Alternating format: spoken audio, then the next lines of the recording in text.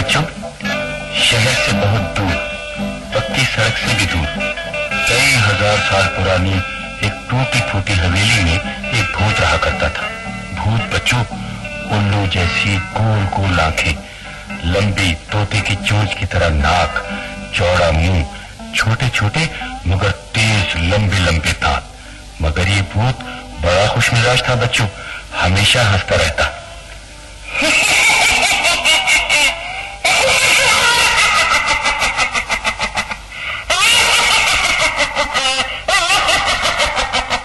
और जैसे ही सूरज डूबता, उस पर गाना गाने का दौरा पड़ जाता।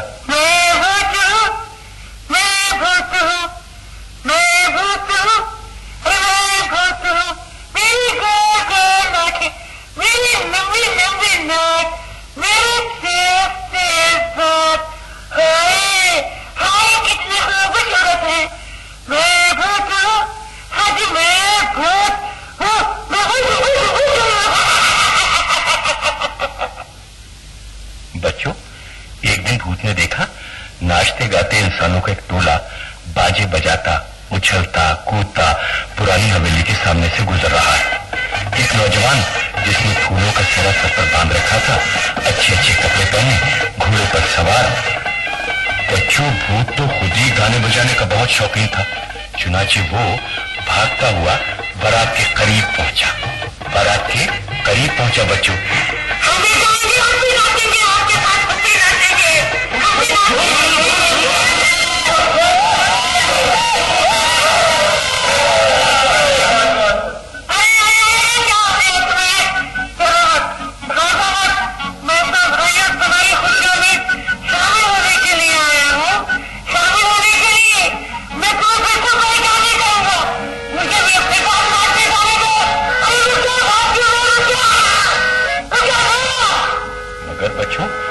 बारात का हर आदमी सर पर पैर रखकर भाग रहा था। भूत उन्हें भागते हुए देख रहा था, सोच रहा था कि इंसान भी अजीब मखलूक है, अच्छे भले शरीफ भूत से डरकर भाग रहे। फिर बच्चों, उसी रात जिस गांव की बारात थी ना, वो उसका चौधरी और गांव के मर्द हाथों में लाठियां लिए और एक बूढ़े साईं बाबा को साथ लिए पुरानी हवेली के दरवाजे पर पहुंच गए। बच्चों, ये साईं बाबा जिन भूतों को काबू करके उन्हें खत्म करने का इल्म जानता था। गांव के चौधरी ने साईं बाबा से कहा, और मैं क्या साईं बाबा जी, वो भूत का बच्चा जिसने बारात को परेशान किया इसी पुरानी हवेली में रहता है। फिक्र न करो चौधरी बच्चा, मैं ऐसा मंत्र पढ़ूंगा कि भूत जलकर खाक हो जाएगा। बच्चों, ये सुनते ही भूत का दम खुश हो गया। वो दूर से चीख कर बोला, नहीं भाई बाबा, मंत्र न पढ़ना, मैं ये हवेली छोड़कर हमेशा के लिए यहाँ से जा रहा हूँ। मैं जा रहा हूँ बाबा, मैं जा रहा हूँ। नहीं, मैं तुझे जिंदा नहीं छोड़ूंगा। तू इस इलाके से हर गुजरने वाले आदमी को परेशान करता रहता है। मगर बच्चों, भूत को तो अपनी जान प्यारी थी। वो साईं बाबा की बात पर तवज्जो दिए बगैर सर पर पैर रखकर भागता ही चला गया। भूत भाग रहा था बच्चों। हवेली, खेत, कच्ची सड़क बहुत पीछे रह गए थे, मगर भूत भाग रहा था। अब वो पक्की सड़क पर पहुंच चुका था और उसकी रफ्तार इतनी तेज हो गई थी कि वो कई बसों और कारों को ओवरटेक कर गया था। मगर अब उसका सांस चल गया था बच्चों। प्यास की वजह से हलक खुश्क हो गया था। वो शहरी आबादी के करीब करीब पहुंच चुका था। फिर उसे सड़क के किनारे एक छोटा सा मकान नजर आया। भूत हाँफता हुआ दरवाजे पर पहुंचा बच्चों। भाई कौन है? कौन है भाई? मैं प्यासा हूँ, बहुत प्यासा हूँ, मुझे पानी पिला दो, प्यास से मेरा दम निकल रहा है भाई। मैं समझ गया हूँ, तुम जरूर कोई चोर करके हो जो इस बहाने दरवाजा खुलवा के मुझे लूटना चाहते हो। मगर मैं तुम्हारी बातों में नहीं आऊंगा, जाओ भागो यहाँ से। नहीं नहीं, मैं चोर चक्कर नहीं हूँ मेरे भाई, प्यासा हूँ प्यासा। तो फिर क्यों इतनी रात गए इस इलाके में घूम रहे हो? मुसीबत का मारा हूँ यार, जान बचाकर भागा हूँ।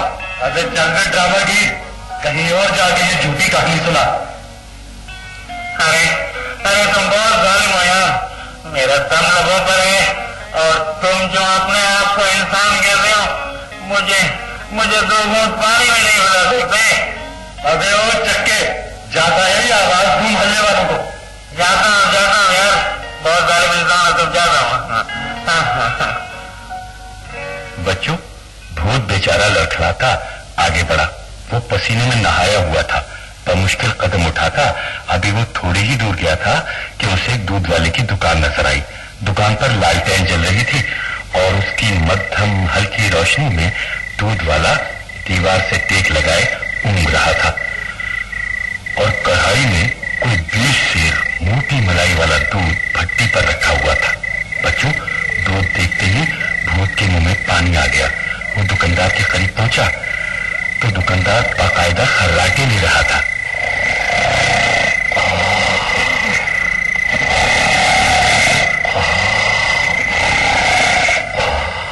इंसान भाईजान, और इंसान भाईजान। अरे कौन है भाई, और क्या चाहिए तुम्हें? यहाँ पर पानी चाहिए। और पानी खत्म हो गया भाई। फिर दूध ही पिला दो। कितना दूं? जितना कढ़ाई में है बस उतना ही काफी है। हैं? और कौन है तू? और तू रोशनी में जरा सामने तो आ जाओ। हाँ, ये मैं भूत हूँ इंसान भाई। हैं? भूत? बच्चों, दुकानदार तो भूत भूत चीखता चिल्लाता दुकान छोड़कर भाग गया। भूत की तो जान पर बनी हुई थी।